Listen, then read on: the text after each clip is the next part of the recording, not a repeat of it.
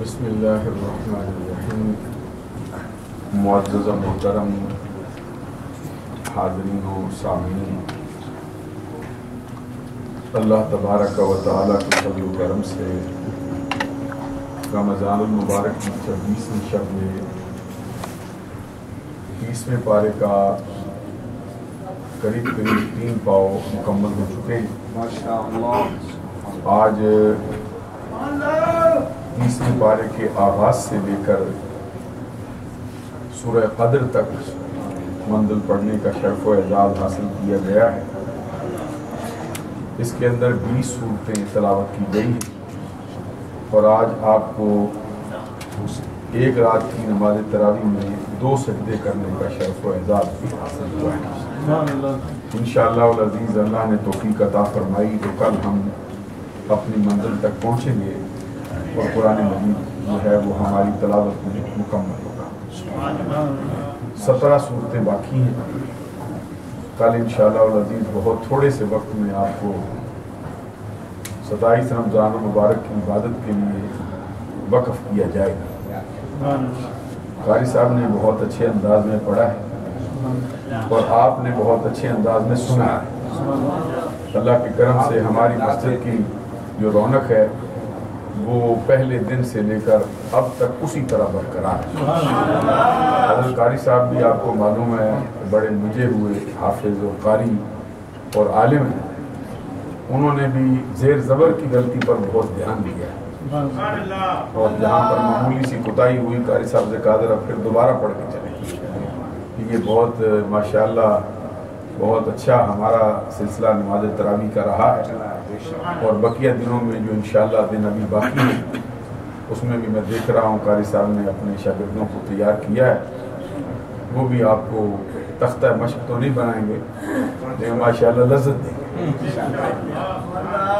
تو 17 سورتیں باقی ہیں انشاءاللہ العزیز۔ کل سے سورۃ البینہ، پھر سورہ زلزال، پھر سورۃ العادیات، پھر سورۃ القاریہ اور پھر اس کے بعد تکاثر، پھر سورہ عصر، پھر سورہ ہمزہ اور پھر سورہ فیل اور پھر سورہ قریش نبی کریم صلی اللہ علیہ وسلم کے خاندان کے نام پر منسوب، پھر سورۃ الماعون، پھر سورہ کوثر جو سرکار دو جہاں صلی اللہ علیہ وسلم کو خاص طور پہ عطا کی گئی، اور پھر سورہ کافرون، پھر سورہ نصر، یہ مدنی سورت ہے، سورہ زلزال مدنی، سورہ عادیات مدنی، سورہ بینہ بھی مدنی۔ یہ آج جتنی صورتیں پڑھی گئی ہیں یہ ساری کی ساری نزول کے اعتبار سے مکی تھی۔ 30ویں پارے میں 5 صورتیں مدنی ہیں اور باقی ساری صورتیں جو ہیں 32 کے قریب ہیں وہ ساری کی ساری مکی ہیں۔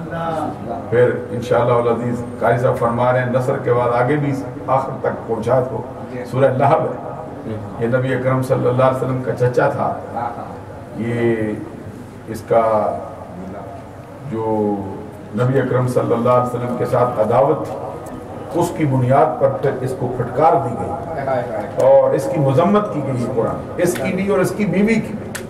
معلوم ہوا کہ رشتے بھی تب کام آتے ہیں جب انسان ان کے راستے پہ چل رہا ہو۔ پھر سورہ اخلاص، کیا کہنا ہے اس سورہ مبارکہ کی عظمت کا، 3 مرتبہ پڑھو قرآن مجید کے پڑھنے کا ثواب مل جاتا ہے۔ اور ایک صحابی سے نبی اکرم صلی اللہ علیہ وسلم نے فرمایا تجھے اس کی محبت جنتی بنا ڈالے گی۔ بہت اس سورت مبارک کی فضیلتیں آئی ہیں، انشاءاللہ جو ہمارا درس ہوتا ہے اس میں ضرور عرض کریں گے، اور آج بھی جو صورتیں پڑھی گئی ہیں ان کا بھی تذکرہ انشاءاللہ کل ہوگا۔ ایک مرتبہ درود و سلام پڑھ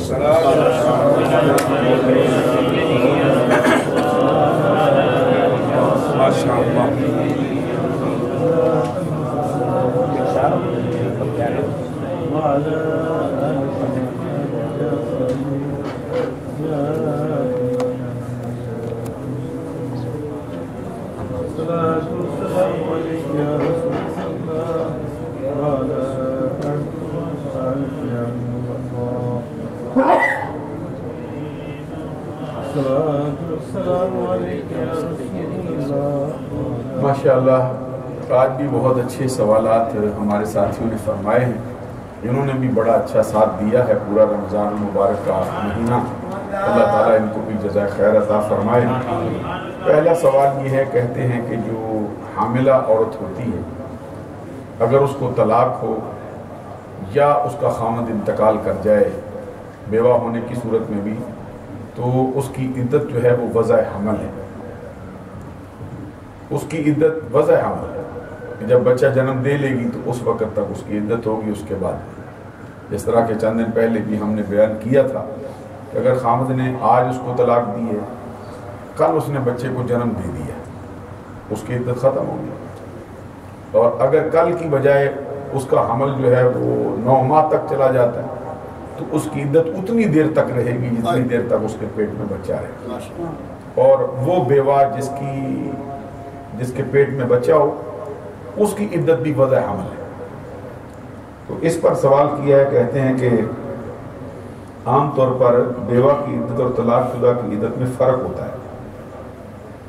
آپ کو معلوم ہے قرآن مجید نے اس کا فیصلہ کیا ہے، والذین یتوفون منکم ویذرون ازواجا وصیۃ لازواجہم متاعا الی الحول. یہ پہلے حکم آیا. کیا مطلب ہے اس کا؟ کہ جن کے خاوند فوت ہو جائیں ان کی بیویاں انتظار کریں پورا 1 سال. یہ حکم تھا پہلے آغاز اسلام میں. پھر اس کی ناسخ آئی، اس کو منسوخ کر دیا گیا اس کے حکم. وہ کون سی؟ والذین یتوفون منکم ویذرون ازواجا یتربصن بانفسہن 4 اشہر وعشرا.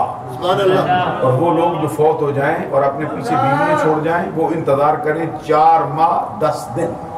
پہلا حکم منسوخ ہو گیا، یہ حکم جو ہے یہ ناسخ ہے اس کا. قرآن مجید نے فیصلہ کیا. اور عورتوں کے لیے جن کو طلاق ہوتی ہے جبکہ وہ حاملہ نہ ہو، والمطلقات یتربصن بانفسہن 3 قروء. جن کو طلاق دی جائے طلاق والی عورتیں انتظار کریں 3 قروء. اور احناف کے نزدیک یہ قروء سے مراد جو ہے وہ ایام خاص، ایام مخصوصہ ہیں جن دنوں کے اندر خواتین جو ہیں وہ نماز روزہ کرنے سے قاصر ہیں. یہ جو ہے وہ قرآن مجید نے اس کا فیصلہ کیا. اب سوال یہ ہوا ہے کہ کیا وجہ ہے؟ ادھر تو الگ الگ بتائی گئی ہے لیکن جو حاملہ ہو اس کی وجہ حمل ہے، اس کی وجہ کیا ہے؟ اب یہ بات ہے، ایک تو وہ جس کا خامد انتقال کر جاتا ہے اس کے لیے سوگ کی اجازت بھی اس میں شامل کی گئی. سوگ کی وجہ سے پھر اس کو اور آگے بڑھایا گیا 4 ماہ 10 دن تک وہ انتظار کرے جبکہ غیر حاملہ ہو. اور وہ خاتون جو غیر حاملہ ہو اس کو طلاق دی جائے، مطلقہ ہو، پھر 3 ماہ تک انتظار کرے، یعنی 3 قروء انتظار کرے. اور اگر پیٹ میں بچہ ہو تو وضع حمل تک. اصلاً جو عدت کا مسئلہ وہ یہ ہے کہ اس کے پیٹ کے اندر جو ہے وہ جو کچھ ہے اس کا پتہ چل جائے کہ معاملہ کیا ہے. کسی کا نسب اس کے ساتھ نہ ملے، گڈ مڈ نہ ہو اس کے نطفے کے اندر. اس لیے اصلاً اس کی عدت کو اس قدر بڑھایا گیا. لیکن چونکہ جب وضع حمل ہو جاتا ہے پھر اس کے اندر پیٹ کے بچے کا کوئی مسئلہ باقی نہیں رہتا، اس لیے اس کی عدت جو ہے وہ ختم ہونے کا حکم لاگو کر دیا گیا. دوسرا سوال یہ ہے، احناف میں صحیح بخاری کی حیثیت کیا ہے؟ صحیح بخاری ایک ایسی ہستی نے لکھی ہے جن کا اس میں گرامی امیر المومنین فی الحدیث، ناصر الملت والدین، امام ابو عبداللہ محمد بن اسماعیل بن ابراہیم بن مغیرہ الشعبی الجعفی الشافعی السنی. اور امام بخاری رحمۃ اللہ تعالی علیہ 194 ہجری میں پیدا ہوئے، 256 ہجری میں ان کا انتقال ہوا ہے. یہ ان کا زمانہ ہے اور ان کا حافظہ بلاغہ تھا اور ان کو جو حدیثوں پہ دسترس ہے اور جس درجے کے یہ محدث اور حافظ الحدیث ہوئے. کہتے ہیں جب امام بخاری کا سورج حدیث کے افق پر چڑھا تھا تو بڑے بڑے محدثین مثل ستاروں کے چھپ گئے. ان کی کتاب کے بارے میں ایک بزرگ یحییٰ بن معاذ یا کوئی اور وہ کہتے ہیں میں نے سرکار دو جہاں صلی اللہ علیہ وسلم کو مجھے زیارت ہوئی خواب تو سرکار نے فرمایا تو اوروں کی کتابیں پڑھتا رہتا ہے، کبھی میری بھی پڑھ. تو کہتے ہیں میں نے عرض کیا حضور میں پڑھوں گا، بتائیے آپ کی کتاب کون سی ہے؟ فرمایا امام بخاری کی جو صحیح ہے وہ میری کتاب. امام بخاری رحمۃ اللہ تعالی علیہ کو مرتبہ ملا ہے اور اہل سنت کے ہاں، اہل حق کے ہاں امام بخاری رحمۃ اللہ تعالی علیہ کی جو صحیح ہے اس کا نام ہے الجامع الصحیح المسند المختصر من امور رسول اللہ صلی اللہ علیہ وسلم من ایامہ و لیالہ. یہ پورا نام انہوں نے رکھا. لیکن عرف عام میں اس کو صحیح کے نام سے یاد کیا جاتا ہے، صحیح بخاری، یعنی امام بخاری کی صحیح۔ تو صحیح حدیث کی وہ کتاب ہے جس کے اندر صحیح حدیثیں لانے کا التزام کیا گیا۔ اس کے مؤلف نے بہت پٹک کر جان پرکھ کر اس کو حدیثوں کو اس کے اندر درج کیا۔ تو اہل سنت کے ہاں، احناف کے ہاں امام بخاری کی حدیث سے باقاعدہ استفادہ کیا جاتا ہے اور اس کتاب کو اونچے درجے کی سمجھا جاتا ہے، اس میں کوئی شک و شبے کی گنجائش نہیں۔ لیکن یہ ہے کہ امام بخاری انسان ہے، اور انسان کی تعریف کیا ہے؟ الانسان مرکب عن الخطاء والنسیان۔ انسان مرکب ہے، کس کا؟ خطا کا۔ کس کا؟ غلطیوں کا، مجموعے کا نام ہے۔ خطا کا اور غلطی کا مجموعہ، اس کو انسان کہا جاتا ہے۔ اور جو پہلا انسان ہے اس کے بارے میں ہمیں پڑھا ہے کہ اول الناس، اول الناس، سب سے پہلا انسان، سب سے پہلا بولنے والا ہے۔ ذرا غور فرمائے، اول الناس، اول الناس، سب سے پہلا انسان، سب سے پہلا ہی بولنے والا ہے۔ قرآن پاک میں فرمایا فنسی آدم فلم نجد لہو عزما۔ آدم بھول گیا تھا، عزم نہیں پایا گیا ان کے ہاں خطا کا، لیکن بھول گیا تھا۔ حضرت آدم علیہ السلام کا مرتبہ، یہ انبیاء کرام کے بعد انسانوں میں سے کوئی معصوم عن الخطا نہیں۔ انسانیت بشری تقاضوں کی بنیاد پر امام بخاری سے کچھ تسامح بھی واقع ہوئے۔ تو جو حدیثوں کا ان کا معیار ہے، جو حدیثوں کا ان کا انداز ہے لینے کا اور پھر ان کو اپنی کتاب میں درج کرنے کا، وہ تو بہت اونچے درجے کا، لیکن کسی مقام پر کچھ تسامح بھی واقع ہوا۔ جو اہل سنت احناف ہیں وہ ان کی کتاب کو قبول کرتے ہیں۔ بعض مقامات پر ان کے جو مسائل بیان ہوئے، ہم اب آپ کو معلوم ہے جتنی حدیثیں پڑھتے ہیں بخاری کا حوالہ دیتے ہیں، لیکن امام بخاری کا ایک نظریہ ہے، مثال کے طور پر ان کا یہ نظریہ ہے کہ ایمان گھٹتا ہے، بڑھتا ہے، کم ہو جاتا ہے، زیادہ ہو جاتا ہے، لیکن احناف کے ہاں یہ نظریہ نہیں۔ حنفیوں کے ہاں یہ نظریہ ہے کہ ایمان مرکب نہیں، بسیط ہے، چند چیزوں سے مل کے نہیں بنتا، یہ بسیط ہے تو ہے، نہیں ہے تو۔ اس طرح اور بھی بہت سے امام بخاری نے اپنی حدیث کے اندر یہ درج کیا مذہب کہ کتے کا جھوٹا پانی موجود ہو تو اس کی موجودگی میں کوئی بندہ تیمم نہیں کر سکتا، اس کو اسی پانی سے وضو کرنا ہوگا۔ حنفیوں کے ہاں یہ قابل قبول نہیں، آپ کو معلوم۔ اور اس طرح اور بھی بہت سے مسائل ہیں جس کے اندر تھوڑا بہت اختلاف ہے، لیکن یہ ہے کہ من حیث الکتاب اور حدیث کا مجموعہ تمام احناف نے اس کو قبول کیا، بڑی قدر کی نگاہ سے دیکھا۔ دوسرا سوال یہ ہے کہ عورت کو یہ ہوتا ہے حدث لاحق ہونا، یوں کہتے ہیں۔ حدث کا مطلب ہوتا ہے کہ بے وضو ہو گیا بندہ۔ ایک ہوتا ہے حدث اصغر، ایک ہوتا ہے حدث اکبر۔ حدث اصغر اس کو کہتے ہیں جو بندہ جس کو وضو کی ضرورت ہو، حدث اکبر اس کو کہتے ہیں کہ جس پر غسل فرض ہو جائے یا غسل واجب ہو جائے، توجہ ہے، غسل واجب، اس کو کہتے ہیں، اس کو حدث اکبر لاحق ہو۔ اسی طرح طہارت کی بھی دو قسمیں اس کے مقابلے میں، طہارت صغریٰ، طہارت کبریٰ۔ اب سوال یہ کیا گیا ہے کہ اگر کسی خاتون کو طہارت کبریٰ کی ضرورت لاحق ہو، حدث اکبر لاحق ہو جائے، تو اس کو جب مینڈیاں گوند لیتی ہے تو اس کو پھر ان کو کھولنے کی ضرورت نہیں۔ اگر کسی مرد کو حدث اکبر لاحق ہو جاتا ہے، جنبی ہو جاتا ہے بندہ، تو وہ اس کے لیے ضروری ہے کہ مینڈیاں کھولے۔ اس کی کیا وجہ ہے؟ اچھا، وجہ اس کی یہ ہے کہ عورتوں کے ہاں یہ بات بہت زیادہ پائی جاتی ہے، لیکن مردوں کے ہاں بہت کم پائی جاتی ہے۔ کہ اس میں میڈیم بنا، مثال کے طور پہ 100 بندہ ہو تو 100 میں سے شاید ہی آپ کو ایک ملے، یا کبھی ایسا بھی ہو سکتا ہے کہ 2000 بندہ ہو، 2000 میں سے آپ کو 2 مل جائیں۔ یعنی عورتوں کے لیے اس قدر زیادہ اس کا اکثریت کا مسئلہ پایا جاتا ہے کہ ان کو ایک بہت زیادہ تکلیف ما لا یطاق میں ڈالنے کا مطلب، اس کی وجہ سے کہ ان کے ہاں بہت زیادہ گوندی جاتی ہیں، اس لیے ان کے ہاں آسانی کر دی گئی۔ جس طرح کہ آپ دیکھتے ہیں کہ عورت پر پردہ کرنا چہرے کی ٹکلی کا، یہ جب وہ حج میں جاتی ہے تو اس پر وہ پردہ اٹھا دیا ساقط کر دیا گیا. سوال پیدا ہوا کیوں ایسا؟ میں اس لیے کہ وہاں اس کو بہت مشقت کرنا پڑتا. کبھی اس نے مزدلفہ میں جانا ہے، کبھی منا میں ٹھہرنا ہے، کبھی کنکریاں مارنی ہے، کبھی اس نے جو ہے وہ طواف زیارت کے لیے آنا. تو اس کو ایک ایسے مسئلے میں ڈال دینا جو اس کے بس میں نہ رہے، تکلیف مالا یطاق ہو جائے گی ان ایام میں. اس لیے پھر اس سے وہ پابندی اٹھا دی گئی. اسی طرح یہ مسئلہ بھی ہے. اگلا سوال یہ کہتے ہیں بعض حضرات میت کو دفن کرنے کے بعد وہاں آذان دیتے ہیں، اس کی کیا حیثیت ہے؟ آپ کو معلوم ہے آذان کا پڑھنا ایک بہت پسندیدہ عمل.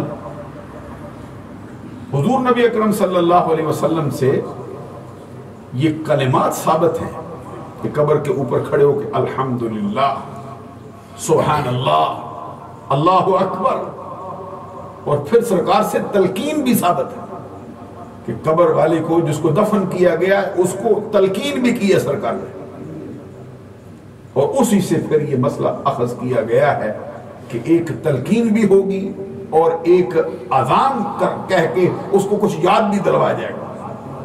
کیونکہ حدیث میں فرمایا گیا کہ بعض مواقع پر اذان پڑھی جاتی ہے. مثلا جس کو کسی گھر سے وحشت آتی ہے اس کے لیے حکم اذان پڑھا. اور حضرت آدم علیہ السلام جب زمین پہ جلوہ فرما ہوئے تو حضرت آدم علیہ السلام کو اس دھرتی سے وحشت ہوتا ہے. اللہ تبارک و تعالیٰ نے جبرائیل امین کو بھیجا ہے جو اذان پڑھو. اذان پڑھنے سے پھر آپ کو معلوم ہے شیطان بھاگ جاتا ہے. حدیث میں فرمایا ہے سرکار دو جہاں صلی اللہ علیہ وسلم نے کہ 36 میل مدینہ شریف سے جو شیطان ہے یہ گوز مارتا ہوا دوڑ جاتا ہے. اذان ہوتا جیسے اذان پڑھی جاتی ہے پھر لوٹ کے اذان مکمل ہوتی پھر آ جاتا. یہ اذان سے اس قدر خائف ہوتا دوڑ جاتا. تو بعض روایات میں شیطان جو ہے یہ قبر تک بندے کا پیچھا کرتا ہے، قبر تک پیچھا کرتا ہے. جب وہ سوال کیا مر ربک ما دینک، قبر والے شخص سے پوچھا جاتا ہے بتا تیرا دین کیا ہے، بتا تیرا رب کون ہے. کہتے اس وقت بھی ادھر جا کے دسترس کر کے کہتا ہے مجھے میری طرف اشارہ کر. ادھر اذان پڑھی جائے گی شیطان بھاگے گا یا رہ جائے گا؟ قبر والے پر جو وحشت طاری ہوگی وہ بھی اللہ کے کر سے. نعرہ تکبیر، نعرہ رسالت، علماء سنت. لیکن یہ جو ہے نہ فرائض ہے نہ فرض ہے نہ واجب ہے نہ کوئی سنت مؤکدہ وغیرہ ہے، محض یہ مستحب عمل ہے، یہ پسندیدہ عمل ہے. بڑی بڑی کتابیں علماء نے اس کے حق میں لکھی. تو یہ نبی اکرم صلی اللہ علیہ وسلم کی ذات اقدس سے اس طرح کے کلمات ثابت ہوئے. یہ ایک قسم کی تلقین ہے، یہ ایک قسم کا اس بندے کے لیے ایک اس کی سفارش ہو رہی ہے کہ ادھر اس کے کان میں اذان پڑی. سرکار کا فرمان ہے جب تم میت کو دفن کر کے واپس لوٹتے ہو تو تمہارے چلنے کی قدموں کی آہٹ کی آواز کو سنتا ہے. یہ مردے کا حال جوتوں کی آہٹ کی آواز سنتا رہتا، آہٹ سنتا ہے. تو اذان تو کیسا منظر ہوگا کہ ادھر اس سے سوال ہو رہے ادھر اذان پڑھی جا رہی ہے. ادھر پوچھا من ربک، ادھر کہا اللہ اکبر، اللہ اشہد ان لا الہ الا اللہ. اس کو سمجھ آ جائے گی، عقل ہوش اس کے کام کرنے لگ جائیں گے. وحشت ہوتی ہے نا، ادھر سے یاد دلوا دیا کس نے، فوراً اس کو یاد آیا کہ یہی گواہی دیتا ہوں کہ اللہ کے سوا کوئی معبود نہیں. فوراً کہے گا ربی اللہ. پھر پڑھا جاتا ہے ما دینوں کا، ادھر آواز آ رہی حی علی الصلاۃ حی علی الفلاح. اس کو سمجھ آ گئی کہ وہی دین ہے جس میں 5 نمازیں پڑھی جاتی. اس کو یاد آ. پھر ادھر ما کنت تقول فی حق ھذا الرجل، اس ہستی کے بارے میں کیا کہتا ہے جو جلوہ گر ہوئی ہے. سرکار تشریف فرما، ادھر آواز آ رہی اشہد ان محمد رسول اللہ. یہ ایک قسم کی تلقین ہو رہی ہے، اس سے مردے کو بہت فائدہ ہوتا ہے. اللہ تعالیٰ عمل کی توفیق عطا فرمائے. اور کوئی سوال کرنا چاہیں جواب کے لیے. جناب ہم نے آج کی منزل میں بھی پڑھا اور پہلے بھی پڑھا کہ اللہ تعالیٰ نے مختلف مقامات پر قسم اٹھائی ہے، جیسے سورج کی قسم، والنجمی اور اس طرح. یہ ساری چیزیں جو ہیں بہت دیر پا ہیں. لیکن ہم نے یہ بھی پڑھا والتین والزیتون، انجیر کی اور زیتون کی قسم، جو کہ عام استعمال کی چیزیں انسان کھا کے ہضم کر لیتا ہے. تو اس میں کیا حکمت ہے کہ اللہ تعالیٰ نے ایسی چیزوں کی قسم اٹھائی اور انہی 2 چیزوں کو کیوں مخصوص کیا؟ ماشاءاللہ. اچھا یہ آپ دیکھیے اللہ تبارک و تعالیٰ نے ایسی چیزوں کی بھی قسم کھائی بھائی دیر پا ہے، اور یہ بھی قسم کھائی والعصر، زمانے کی قسم۔ اب زمانے کی قسم کیوں اٹھائی بھائی، کیا وجہ ہوگی؟ فرمایا اس لیے کہ زمانہ جو ہے اس کو قرار نہیں، یہ تغیر پکڑتا بدلتا رہتا۔ کبھی آپ دیکھتے سورج نکل رہا ہے، کبھی عین سورج سر پہ، وہی سورج جس نے پورے دن میں اجالا کیا تھا، ہر شے اس کی چمک دمک میں نہا گئی تھی، وہ سورج خود غروب ہو جاتا۔ کبھی آپ دیکھتے اندھیرا چھا جاتا چاروں طرف، کبھی سردی ہو جاتی، کبھی گرمی ہو جاتی، کبھی طوفان باد و بارہ آ جاتا، کبھی پت جھاڑ ہوتا ہے، کبھی تیز ہوا چلنے لگ جاتی، کبھی رک جاتی۔ سبحان اللہ۔ کبھی آپ دیکھتے ہیں بندہ چھوٹی عمر میں اس کا حال کیا، وہ چل پھر نہیں سکتا، گھٹنوں کے بل چلتا ہے، سہارا لیتا ہے، پھر خود بہت چلنے لگتا ہے۔ پھر یہ وقت بھی آتا ہے کہ اس کو ایک اور تیسرے سہارے کی ضرورت پڑ دیتی، لاٹھی پکڑ دیتا ہے، پھر کبھی لاٹھی سے بھی نہیں چل سکتا، 2-4 بندے پکڑ کے لے جاتا۔ یعنی زمانے کو قرار نہیں، اس طرح یہ قسم اٹھائی۔ اب ادھر جو فرمایا نا والتین ہے، والزیتون ہے، اور آپ کو معلوم ہے یہ 2 چیزیں کیا چیزیں، والتین انجیر ہے اور زیتون۔ ایک روایت میں فرمایا گیا کہ حضرت آدم علیہ السلام کا جو لباس تھا نا، لباس حیا، اتر گیا۔ اللہ تبارک و تعالیٰ فرماتا خود یا بنی آدم لا یفتننکم الشیطان کما اخرج ابویکم من الجنہ ینزع عنہما لباسہما لیریہما سوآتہما انہ یراکم هو وقبیلہ من حیث لا ترون۔ ان کا وہ لباس، یعنی اے اولاد آدم کہیں ایسا نہ ہو کہ شیطان تمہیں فتنے میں مبتلا کر، جس طرح اس نے تمہارے ابوین حضرت آدم علیہ السلام کو حضرت حوا رضی اللہ تعالیٰ عنہ، جس طرح اس نے ان کو آزمائش میں ڈال دیا تھا، اور ان کا وہ لباس جو اترنا نہیں چاہیے تھا اتر گیا تھا۔ کہتے اس وقت جیسے اترا نا، حیا کی چیزیں کھل گئیں، تو حضرت آدم علیہ السلام کہتے تھے کہ مجھے سطر کے لیے کوئی چیز دو، میرا سطر ڈھانپا جائے۔ تو اب یہ تھا کہ ادھر اللہ تبارک و تعالیٰ نے جو فرمایا بھئی وَلَا تَقْرَبَا هَٰذِهِ الشَّجَرَةَ، اس درخت کے قریب نہیں جانا، تو حضرت آدم علیہ السلام جس کی طرف بھی ہاتھ بڑھاتے تھے کوئی چیز قریب آتی نہیں تھی۔ پھر زیتون نے آپ کو اپنے پتے پیش کیے، سبحان اللہ کہیں، آپ کے سبحان اللہ پہ قربان جائے، بلند آواز سے کہیں۔ حضرت آدم علیہ السلام کا سطر ڈھانپنے کے لیے پھر زیتون نے اپنے پتے پیش کیے تھے، تو رب ذوالجلال نے فرمایا تو نے میرے محبوب کے والد کے جد اعلیٰ کے حضرت آدم کے سطر کو ڈھانپنے کے لیے اپنا پیش کیا ہے، اس لیے تیری قسم اٹھا دیتے ہیں۔ اور انجیر جو ہے اس کے لیے فرمایا کہ جس طرح انسان کا اپنا پٹھا ہوتا ہے نا جسم کا، اس کو انسان کے جسم کے ساتھ باقاعدہ طور پر ایک تعلق ہے، ویسے ہی یہ بات سمجھنی چاہیے۔ اصل حکمت اللہ کو معلوم ہے، فعل الحکیم لا یخلو عن الحکمہ، حکیم کا کوئی فعل حکمت سے خالی نہیں ہوتا۔ یا پھر سرکار دو جہاں خود فرما دے تو پھر تو بات حرف آخر ہو گئی۔ بعد میں چونکہ اس کا تعلق بھئی الہی سے ہوتا ہے، بعد میں علماء نے جو بیان فرمایا انجیر کو انسانی جسم پٹھوں کے ساتھ ایک باقاعدہ تعلق ہے، جس طرح انسان کا جسم کا پٹھا ہوتا ہے اس کے ساتھ اس کی مناسبت، اس مناسبت کی بنیاد پر اس کی قسم اٹھا ڈالی۔ اور پھر اس کا جو آپ کو معلوم ہے پھل ہے، کیسا اس کا غذائیت کرتا ہے، کیسا ملین ہوتا ہے، کیسے انسان کے پیٹ کے اندر سے گزر جاتا ہے، تو اس کی خصوصیات کی بنیاد پر اللہ تبارک و تعالیٰ نے انسان کے ساتھ نسبت ہے، اس کی بنیاد پر ان کو خاص کیا۔ اور کوئی سوال ارشاد فرمائیں۔ جو قبر میں اگایا جاتا ہے ماربل، اس کا کیا حکم ہے؟ پکی ہونی چاہیے؟ اب یہ ہے کہ اصلاً جو ہے نا قبر کا کچا ہونا یہ صحیح ہے، لیکن اب جو ضرورت ہے زمانے کی یا جو موسم کے حالات ہیں، یہاں کا جو ماحول ہے آپ کو معلوم ہے، کچی قبر بناؤ گے چل ہی نہیں سکتا، یہ تو اتنی بارش پڑتی ہے اور اتنا پانی ہوتا ہے اس کے اندر تو رہ ہی نہیں سکتا۔ تو ضرورت کی بنیاد پر یہ کہا گیا نا، جیسے الضرورات تبیح المحظورات، ضرورتیں بعض اوقات ناجائز چیزوں کو جائز کر دیتے ہیں۔ بہرحال اس کے اندر کراہت ہے، اور وہ کراہت تحریمی نہیں، کراہت تنزیہی ہے۔ اور کوئی سوال ارشاد فرمائیں۔ سمجھ آ گئی ہے نا؟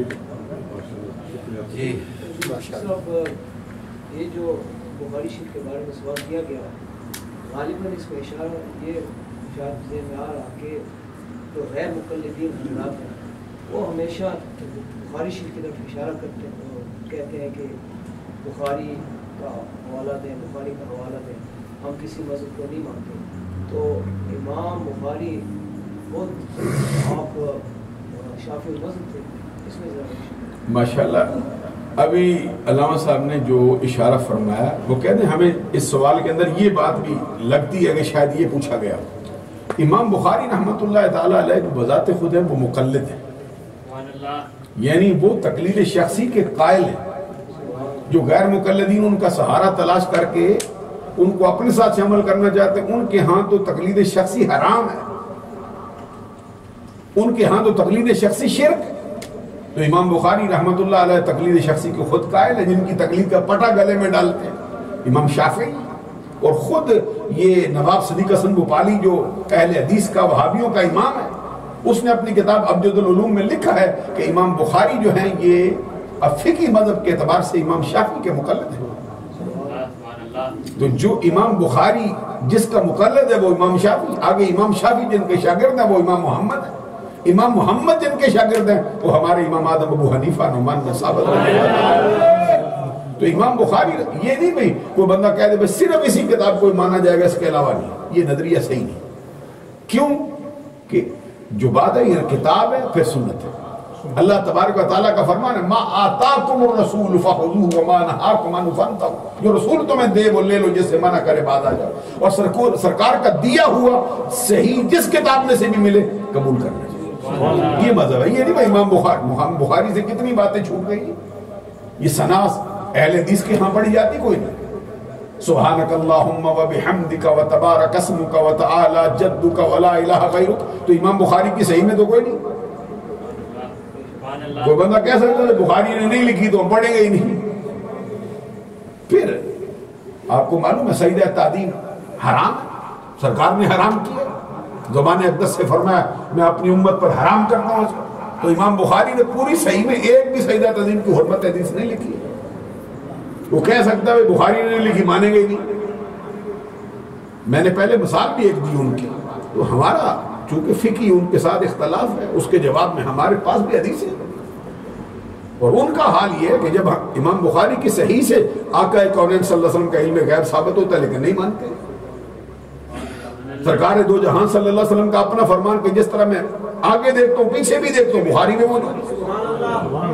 سرکار دو جہاں صلی اللہ علیہ وسلم کا یہ فرمان کہ ہر شے کی خبر دے دی سرکار نے، تو یہ بخاری میں موجود ہے. نہیں مانتے. ہم وہ حدیث نکال کے رکھتے جس میں سرکار دو جہاں صلی اللہ علیہ وسلم سے صحابی نے نماز پڑھی تو آگے سرکار کو سلام کیا تو سرکار نے فرمایا ارجع صلی فإنک لم تصلی، لوٹ جا تیری نماز نہیں دوبارہ پڑھ. صحابی گیا اس نے پھر پڑھی، پھر پڑھ گیا سرکار کو سلام کیا. سرکار نے پھر فرمایا ارجع صلی فإنک لم تصلی، تیری نماز نہیں ہوئی دوبارہ پڑھ جا. صحابی پھر لوٹ آیا، پڑھ کے دوسری مرتبہ پھر پڑھ گیا. پھر سرکار نے فرمایا لوٹ جا نماز پڑھ تیری نہیں ہوئی. تیسری مرتبہ پڑھ کے آئے تو پھر سرکار لوٹ پڑھ دوبارہ. کہتے سرکار مجھے تو جیسی آتی تھی پڑھ بیٹھ رہا ہوں مجھے سمجھا دیجیے. تو نبی اکرم صلی اللہ علیہ وسلم نے پھر اس کو جو نماز کا طریقہ فرمایا اس کے اندر رفع دین نہیں رکھا. اس کے اندر رفع دین رکھا ہی نہیں ہے. اب آپ اندازہ لگا لیجئے جب ہم یہ حدیث پیش کرتے ہیں نہیں مانتے. معلوم ہوا کہ ان کا اپنا ہی انداز ہے. پھر اسی حدیث کے اندر سرکار نے سورۃ فاتحہ پڑھنا بھی نہیں حکم دیا اس کو. ذرا غور کریں نا جب ہم حدیث پیش کرتے نہیں مانتے. معلوم ہوا کہ اپنی مرضی کے نظریات رکھتے. باقی رہ گئی امام بخاری کی صحیح، اس کی عظمت ہے، بہت اونچا مرتبہ ہے، بہت اونچی شان ہے. ایک بات آپ کو سنا دیتے امام بخاری خود جن حدیثوں پہ ناز کرتے ہیں ان میں سے ثلاثیات بخاری کیا چیزیں وہ کہ امام بخاری سے لے کر سرکار کی بارگاہ تک پہنچنے میں درمیان میں جتنے راوی پائے جاتے ہیں ان کی تعداد 3 ہے. امام بخاری کے ہاں ان حدیثوں کی تعداد جو ہے 21 ہے یا 22 ہے. امام بخاری خود ان پہ ناز کرتے ہیں اور کہتے ہیں جب ان حدیثوں کا ذکر آتا ہے پھر میرے قدم مجھے لگتا ہے زمین پر نہیں پڑنے. ان کو میں سرمایہ حیات اور بخشش کا ذریعہ سمجھتا ہوں. امام بخاری کی عادت ہے کہ ایک حدیث کو کبھی 2 مرتبہ بھی ذکر کر دیتے. کبھی ایک مسئلہ اخذ کرتے کبھی دوسرے مقام پہ جا کے اسی سے دوسرا مسئلہ اخذ کرتے. تو پھر جب ان کو مقررات ہوتا ہے نا بار بار لانا، یہ مقررات کو حذف کیا جائے ان کی تعداد پھر 22 سے کم ہو کر 16 رہ جاتی، 16 رہ جاتی۔ تو 16 میں سے امام بخاری کو جو 14 حدیثیں ملی ہیں وہ ابو حنیفہ کے شاگردوں سے ملی ہوئی۔ سبحان اللہ کہو نا۔ تو امام بخاری کے ہاں یہ سب سے زیادہ ہیں ان کے جو جتنے محدثین ہیں، لیکن امام اعظم ابو حنیفہ نعمان بن ثابت کے ہاں جو چھوٹی سی کتاب آئی مسند امام اعظم کے نام سے، اس کے اندر 300 سے زائد ہیں۔ اب آپ اندازہ لگا لیجیے بخاری کہاں رہتا ہے اور ابو حنیفہ کہاں رہتا ہے۔ یعنی امام بخاری کے ہاں 22 میں سے 16 سے 14 حنفیوں سے ملی، اور ان کے پاس کل تعداد 16 ہو یا 22 ہو تو امام اعظم ابو حنیفہ کے ہاں تو 350 کے قریب ثلاثیات اس کتاب میں پائی جاتی ہیں۔ آپ اندازہ لگائیے پھر کہاں ہے ابو حنیفہ اور کہاں بخاری۔ اور امام بخاری جو ہیں وہ درجہ اجتہاد میں 4تھے درجے کے مجتہد مانے گئے، اس کے اوپر 2 درجے، یہ مجتہد فی المذہب ہے اور مجتہد فی الشرع ہے۔ اور امام اعظم ابو حنیفہ نعمان بن ثابت کے مرتبے کا اندازہ لگائیے، خود امام شافعی جو امام بخاری کے امام ہیں اور خود وہ مجتہدین کی صف میں اونچے درجے کے مجتہد ہیں، مجتہد فی الشرع ہے، مجتہد مطلق، وہ کہتے ہیں کہ ابو حنیفہ کی عظمت کی بات میں کیا سناؤں، کہتے ہیں الفقہاء کلہم عیال ابی حنیفہ، کہتے ہیں امت محمدیہ میں جتنے فقہاء ہوئے ہیں سارے کے سارے ابو حنیفہ کا بال بچہ ہے، ابو حنیفہ سے لے کے چلے، یہ ابو حنیفہ کی شان ہے۔ اللہ تعالیٰ عمل کی توفیق عطا فرمائے۔ سبحان ربک رب العزت عما یصفون وسلام علی المرسلین والحمد للہ رب العالمین۔ الہی ہماری نماز تراویح کو، نماز عشاء کو اور نماز فطر کو، پڑھے جانے والے قرآن کو اپنی بارگاہ میں قبول فرما۔ ابھی قاری صاحب نے مجھے حکمن فرمایا کہ خواتین جو ہیں انہوں نے وہ خصوصی گزارش کی ہے کہ ان کے لیے دعا مانگی جائے۔ الہی اپنے نبی صلی اللہ علیہ وسلم کا صدقہ، ان کے نیک اعمال، ان کی نمازیں، ان کے صدقہ و خیرات، رمضان المبارک کے بابرکت مہینے میں ان کی اپنے گھر والوں کی جو مسلسل خدمت ہے، اپنے بچوں کی، اپنے بھائیوں کی، اپنے خامدوں کی، اپنے والدین کی، الہی سب کو اپنی بارگاہ میں قبول فرما۔ ان کے جو عطیات دیے ہوئے ہیں جو جہاں جہاں بھی انہوں نے پیش کیے ہیں، الہی سب کو قبول فرما۔ ہم سب کا خاتمہ ایمان پر فرما۔ وصلی اللہ علی حبیبہ محمد وآلہ وسلم۔